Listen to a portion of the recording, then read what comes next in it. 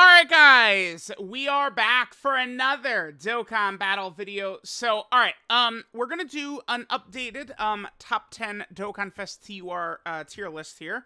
Now, funny enough, the last character that came out, transforming Vegeta, I was so caught up into another video, stuff like that, I ended up not doing one of these for him. I thought that this guy felt like one of the most disappointing EZAs in quite a while.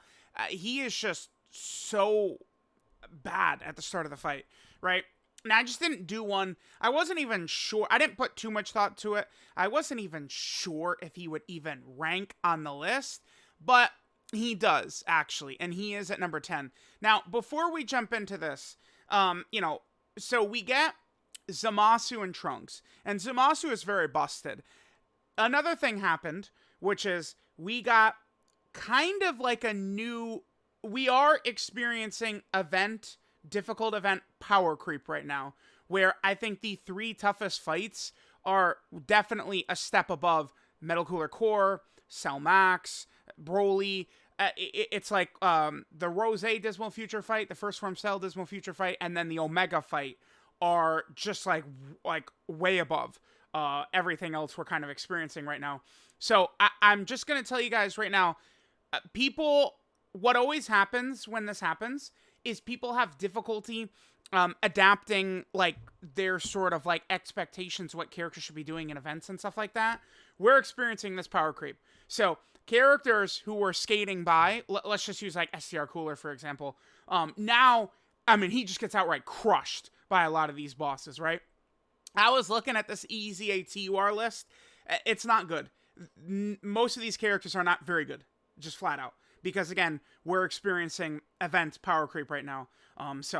Vegeta, I mean, again, we're not going to spend much time on this guy. He's outright dog shit until you get to God. Just period. Period. I'm not even entertaining other discussions. He is shit until you get to God form. They made this guy so bad. His stats are so low. This guy, I mean, we could take him into First Form Cell and go. Goku Black is going to do 500k per normal to this guy, turn 1. They made him so bad until you get deep into it. There's a very easy fix they could have done. This guy could have had 70% chance to dodge, and then you could have slowly lowered dodge. You know, you'd be stacking up, potentially be getting additionals. This guy also, by the way, look at this. Additional super was 7 key spheres? Now, again, I know it seems like this guy probably shouldn't even be on the list, but, I mean, let's talk about it. Do we think Physical Future Gohan is going to perform very well against, like, First Form Cell and stuff like that? His defense is so low.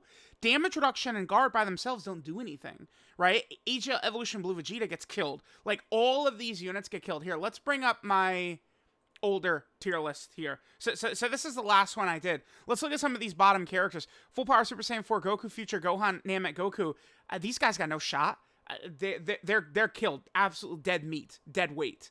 Right? Vegeta does get pretty good by the time you get to like God form. The problem is that at minimum, what is the earliest you can get blue? So this could be turn 1, turn 3, turn 5, turn 7, turn 9. The earliest you could see blue Vegeta is turn 9, which means there is one fight you could do it against, and that is Omega. That's the only fight you're getting to turn 9 with you know, kind of like recent powerful characters and stuff like that. So, I mean, but this guy in blue, he is really quite good. I think that this guy is pretty powerful, but you have to wade through a lot of dog shit to get there. Again, it feels like he shouldn't even be on here, but we just experienced event power creep. All of last year's EZA TURs are mostly just out of here. So, next we have MVP 17. 17, again, is going to have the same issues. He's not going to be able to tank very well at all. I mean, he will do much better if you have him on an Android team, where maybe you could have things like Android Assault, where you have, like, Twin Terrors, you know, you have, like, Infinite Energy, those types of links activated. He'll be better defensively, but if this is not up right there, this guy is dead weight as well. Again, these types of characters right now, it's going to be very scary. It makes a ton of sense why AGL Zamasu is as good as he is, when you compare it to how well these types of characters characters are going to do in the new difficult content stages where they don't do well at all, right?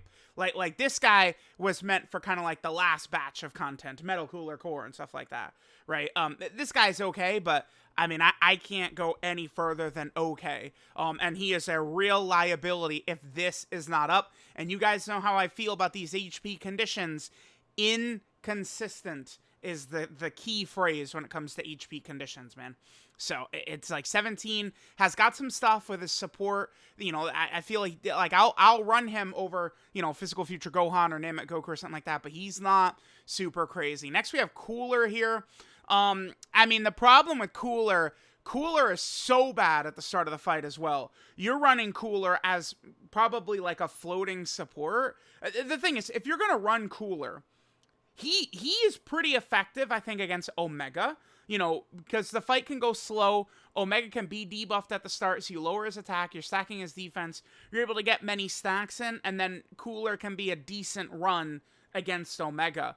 But in some of these other fights, I mean, he just doesn't have enough defensive ability at the start of the fight. He could link well with some of these other characters like Cooler and stuff like that, but again, we just went through, we're currently going through event power creep. I do wonder what, like, Infinite Zamasu, presumably the last stage of Dismal Future Red Zone is going to be like. It's going to be really tough. So this guy still has support, still links well with powerful villain characters. You know, the debuff could be useful again in the hardest fight in the game. Debuffs are good in the first phase where dodge is canceled. So, I mean, I could give a little bit of credit to Cooler. I mean, he's certainly better than, you know, units who have fallen off of this list. But, I mean, I feel like the way people think about this guy is not actually rooted in reality of how this guy's going to perform, right? You need to be very careful with this guy. Fraud alert is ringing almost at all times with this guy. You have to be very careful with him. Very careful in the new tough fights. Next is Buu. Now, Buu and Cooler, last time I did one of these, I had Buu slightly above Cooler. I do feel like you could go either way. This is one you could completely, you know, put the sword to my neck and say, Cooler's better than Buu. And I go, bro, you got it, man. Like, it's fine. It's fine. I don't know. You can go back and forth on them. Buu is ass in base, right? He is shit. And if you transfer into Buu Gotenks, you're screwed as well. But Buuhan, I mean, this guy would perform well even in the newer difficult content. Against Omega, this guy would be great. Buu Piccolo is pretty good as well. But Buu Gotenks is a complete dead fish. Actually, should I put Cooler in front of Buu? I mean, Buu is on Zamasu's team. I mean, technically Cooler is as well, but I always forget, what is Zamasu's leader skill? It's Realm of Gods, Worldwide Chaos. Shit, dude. I don't know what it is. I always forget Fusion Zamasu's third leader skill. What is it? Fuse. Oh, yeah, because I never use those characters on that. Fuse Fighters. So, yeah, Buu is actually on Zamasu's team. I'll give it to him with that. But, I mean, I'm not arguing this guy above Cooler, like, heavily at all. If you want to put Cooler above him, it's totally fine. This guy's worse than Cooler turn 1, without a doubt, because Cooler's supporting. This guy, what does this guy do? Nothing. Nothing. He does nothing for the first 4 turns. Best case scenario, this guy is in turn 2, you float him off, and he comes back as Buuhan, and you are winning. But again, HB conditions, I mean, especially with new difficult events that are very powerful, you cannot predict what your HP is going to be turn to turn. So, I mean, this guy is a bit of a gamble. If you get Buu Gotenks, you've lost. You lost. This guy is a loser. Capital L. Loser. Buu-Tanks right here. So you need to pray you do not get him. All right, so there's that. Next, we have Physical Beerus. I feel like starting with Beerus here, we kind of are a little bit better. Like, I almost kind of can get a little bit of a mini gap here. I have the one where I've got it tiered. People always like that I do both of those. I might, as we're talking, I feel like there might be a bit of a gap here. I don't feel comfortable. There's a gap here, though. I don't feel comfortable putting these 3 with Vegeta, though. No way. Vegeta is just so bad until turn 7. I can't. I will talk shit on Cooler all day long, but I mean, he's supporting turn 1. Vegeta, what is Vegeta doing? Getting additionals with 7 key spheres? It's a joke. It's a joke. Beerus is good. 40% damage reduction, but that first hit that he takes I mean, it can hit him hard, especially in some of these newer fights. Beerus doesn't have the greatest setup ever. I mean, we could run him on Fusion, Zamasu's team. I mean, I'm not super confident that this guy's always going to be double-digit tanking, so Infinite Zamasu could potentially be negative for him. I mean, if Beerus had a really solid team and partners and stuff like that, I can move him up, but this feels like a good spot. Beerus is good. Like, you look at the way they gave him his EZA, this is good, although, to be fair, they gave him this EZA before we got any of the 3 new tough fights, right? Next, I bring in Tech Trunks, the recent EZA. Tech Trunks is exactly what I thought he was. Again, you guys got to understand, I get a lot of people saying things to me, from all over the place, right? And a lot of times, I definitely can see that a lot of y'all do not see everything that I see, right? In terms of what's said to me. I heard huge screams that I completely missed on this Trunks. And I did not. He's exactly what I thought he was. And what is it that I think he is? He sucks until turn 6? Something like that? He's terrible, right? Again, people doing screenshots of 500k defense on turn 3, guess what? That's loser stats. If you're 500k defense on turn 3 with guard, okay. 500k defense on turn 3 with 50% damage reduction, okay, we're cooking. But 500k defense, that means you're taking, 300k per normal. So, congratulations. Like, it's worthless. This Trunks builds up quite a bit. One thing he does do that I really like, I think that this is a heavily underrated ability. This is very nice to have. This, Zamasu has the same thing for Extreme Class Allies. This is a good addition.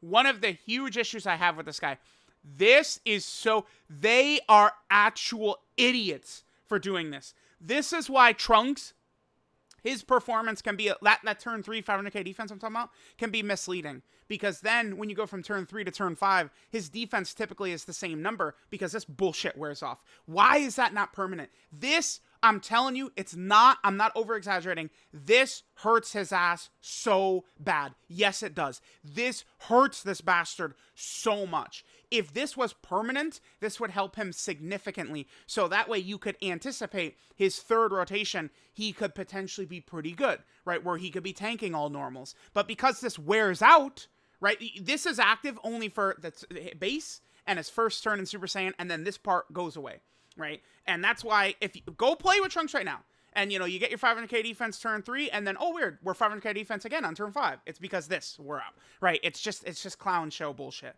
This is a huge issue for him, right? Now in Super Saiyan form, he can potentially, double, triple, or quadruple super. Your luck with additionals might, skewer how well this guy might look.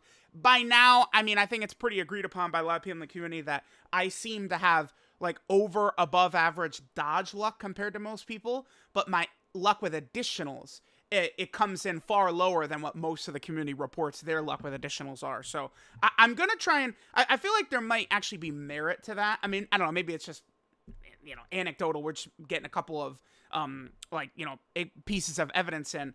But, I mean, that, I could certainly believe that, right? Like, that's why I'm so much higher in dodge than other people, and that's why characters like this guy, or, LR Final Form Cooler, feel like such frauds to me, Turles, because for me, it's they super, and then normal, into death, right? It's like, oh, good. So I don't know. If this guy's giving you tons of additionals every turn, he could be decent. Now, this guy's best fight is the hardest fight in the game, against Omega. I really like that. So this guy sucks against First Form Cell and Rose, but against the hardest fight in the game, which is Omega, that's this guy's best fight. I think that does matter. I do like that. That makes me a little softer on this guy. The fact that, I guess the place where we would really need him, he's actually very good. Even though this guy's type advantage against essentially the toughest boss in the game, he could double-digit tank that guy's normals, right? And potentially, depending upon how the run goes, he could probably double-digit tank that guy's super attack, because of the way raw defense works with defensive debuffing, which is what the Omega does. So that is good for this guy. You can do the Sword of Hope as well. The problem is that this is another fumble with this character, is this right here. This is really bad. I literally died off of this. Some video. What video did I die with this recently? Is the Piccolo one right here at the end. Let me just quickly pull this up real fast. Should I pause? Let me just pause and pull up this turn and show you guys just what I mean. All right, guys. So in this video, I die at the end of it. I mean, this was a run. Trunks wasn't the primary focus and stuff like that, which of course is important to note. But I mean, Trunks did get many stacks in and stuff like that.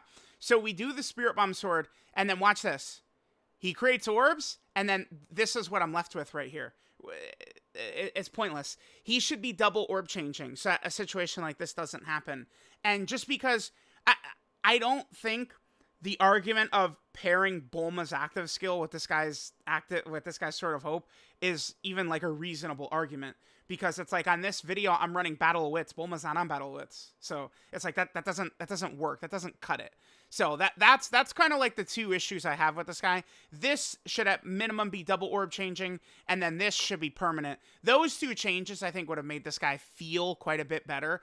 He's definitely good though. I mean, well, okay-ish. He's like okay-ish, can be mid or outright bad depending upon the situation, the fight and stuff like that.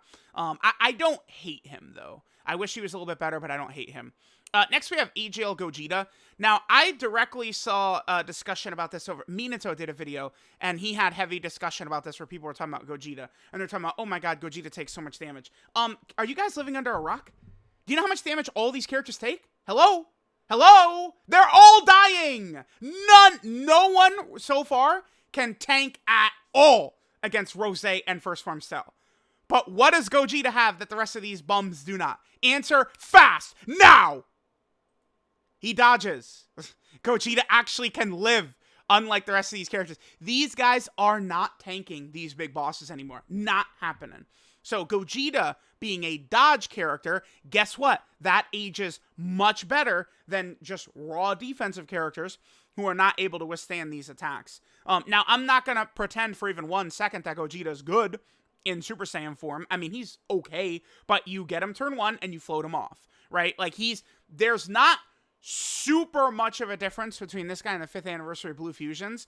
They have a 70% chance to dodge in slot 3 as opposed to Gogeta's 50, and they, in my experience, are a little bit tankier than Super Saiyan Gogeta as well, but it's the same concept, right? This guy isn't actually, like, good until he actually goes into blue, and then he's got the 70% chance to dodge, and he's got the guaranteed crit. Yet again, I mean, maybe this is one of these things where people's dodge luck is not as good as mine, and my additional luck is worse. But, I mean, my Gogeta is built full dodge. I would recommend players build their dodge characters full dodge as well, because Gogeta essentially is a dodge or die character. But, again, I mean, if we compare him to the rest of this list, all these guys are going out like frauds, right, against the new big bosses, pretty much. These guys aren't tanking, man. It's just they're not. We're experiencing event power creep right now. But Gogeta with his dodge is useful, and he can do good damage, and he can link up incredibly well with AGL Blue Gogeta and the 5th anniversary LRs. I mean, that counts. People love running those characters. I do not understand.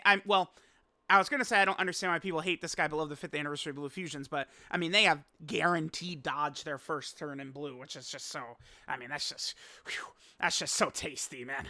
Like, that's just, oh my god, that's a garbage play pizza moment right there. We love that. All right, let me just grab the top 3. Piccolo, Blue Kaioken, and Zamasu. I'm sure people will still be upset that I have Blue Kaioken above Piccolo. Here, let's just go ahead and fill these in. So, Blue Kaioken is 2. We got Piccolo is going to be 3. And then AGL Zamasu is 1. Now, oof, man, I'm then probably gonna make changes to this tier over here in a second. Here, let's just close all these. Okay, so I did Piccolo and Blue Kaioken. They felt like a step above the rest of the EZA TURs before this. So I did both Piccolo and Blue Kaioken. I took them, again, I'll pull the channel up again. I used them against all the tough fights, right? So we took Blue Kaioken against Omega, we took Piccolo against Omega, we took Blue Kaioken and Piccolo against First Form Cell, and against Rose. So I experienced them, I mean, you guys can see, 29 minutes, 27 minutes, 19 minutes, 40 minutes, 29 minutes, 26 minutes, like, like, I'm not jumping in one turn, oh, there we go, like, I'm actually, like, giving it a lot of time, giving it a couple of attempts, seeing how these characters are performing. Overall, I would say both, for the most part, didn't do really too good in the 3 new fights, I would say. Piccolo is great for Omega, though. Piccolo might be like a top 10 character in the game for Omega or something like that.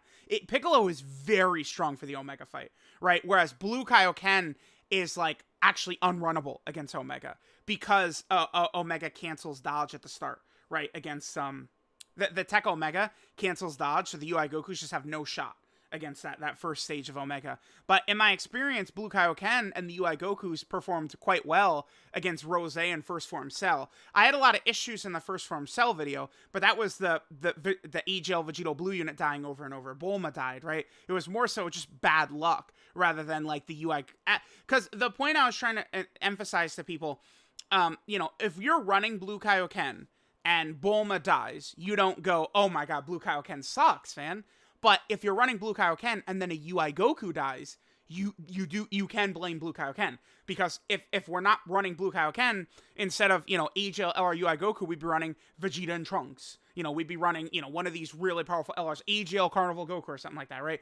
DOKKANFEST God Goku. You'd be running a super powerful character. So if a UI Goku sells for you, you directly put that on this guy's shoulders. Because we're only running UI Goku to activate this guy's Spirit Bomb. But, again, I found that this guy and the UI Goku strategy worked pretty effectively against First Form Cell and Rose, but it's unrunnable against Omega. Piccolo, I felt like Piccolo's performance was not very good against Goku Black and Cell because Piccolo is not able to tank whatsoever until he transforms. It's so scary, right? The Scouter is nice, but unfortunately, when the bosses are 70 times stronger than the characters you have, the Scouter a lot of times just shows you that you're dead and you have no counterplay. Right, when Piccolo is not able to tank normals, Scouter doesn't help that much. So, it's tough, it's tough, it's tough. Piccolo is a character, of course, who will work much more effectively in longer fights. I'd say there's at least a decent chance that Red Zone Infinite Zamasu is a longer fight. So, like, Piccolo and Trunks could go up. Remember, shorter fights play well to this guy's strengths. Whereas, like, longer fights really benefit Kami as well as Trunks. And then Zamasu, you guys know, Zamasu's just different. Zamasu just feels like he's on a different level. Should we... Okay, so let's take a look at this. I'm actually tempted to do some maneuvering here. Do I want Zamasu in a tier of his own? I think I kind of should. Because Zamasu, unlike every other character on here, Zamasu, there was just no struggle whatsoever. What if we did this? I think I'm just going to move this entire tier down like this. Yup, we'll put you there, put you there, put you there. I'm going to put these two right here together. I do feel like the fact that Blue Kaioken is unrunnable in the hardest fight, like, I don't feel comfortable putting him, like, an entire step above Piccolo anymore, right? Like, hey, how about you can, clear the hardest fight in the game without it taking 50 attempts? That might be nice, right? So I definitely don't want to put a gap between them. This looks pretty good. I was hesitant to put Zamasu in a tier of his own, but, like, he's just incomparable to the rest of this list. Again, Piccolo can't take normals in these new fights. He can against Omega, right? But, again, Omega is structured much differently than Rose and First Form Cell. I also do think it is important to try and evaluate performance across a lot of these fights. So I think Omega's the most important, Rose and First Form Cell, but then, how does the character do against Metal Cooler Core, Cell Max, maybe Red Zone Broly, some of those fights do matter as well. The Sin Shenron fight from the Shadow Dragon event. All of these things do kind of matter. This looks quite a bit different from a lot of the other tier lists I've done, but I do feel comfortable with this. Transforming Vegeta is just miles behind, but again, these guys are all power crept down here. You know who actually, this guy, I could probably slide this guy at 10 now that I'm thinking about it, because this guy would be able to tank normals against Goku Black and Cell, whereas other characters could not, right? Like, when characters start struggling to tank normals, Vegito could be better. I should look into doing some videos on Vegito versus those events. All right, because whereas, I don't know, this guy gets cream pied and instantly eradicated in 2 seconds, Vegito is only dying if a super attack is hitting him in the new fights, huh? That's interesting to think about. This does look good, though. I think I'm going to leave this. The only thing I'm looking at here that I would actively change, I think, would be Buu versus Cooler, but, like, I don't know that that's really that big of a deal, right? Like, it's like, whatever. Like, it's not a big deal. So, there we go. This is going to be the top 10 EZA TURs. I do feel pretty good about this. Again, I just did a bunch of showcases around Blue Kaioken and Piccolo because I wanted to get, like, a good idea in my head of how they performed against these new fights. And especially using those two, I really came to the conclusion that, again, we are having difficult event power creep right now. Like, you know, I'm really going to be curious what these next red zone fights are going to look like. I think they're going to be very, very, very scary. And some of these characters towards the bottom of this list are just going to be unrunnable.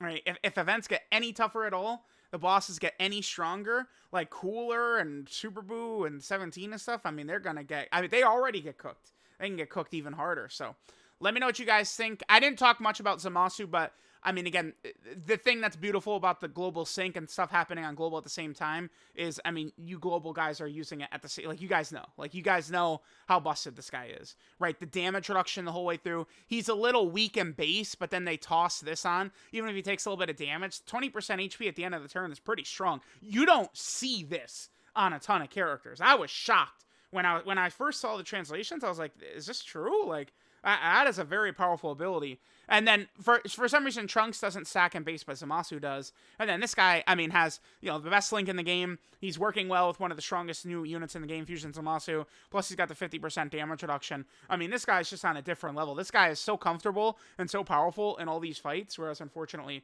Trunks is not. And a lot of these other EZA TURs just are not. Piccolo is not comfortable in every fight. Blue Kaioken is not. Gogeta is not. Trunks is not. None of them are. But Zamasu is. Zamasu is the only one on this list who you're going to be just completely comfortable going into every fight with. He's the only one. It's true. It's true. So, let me know what you guys think, and I'll catch you guys next time.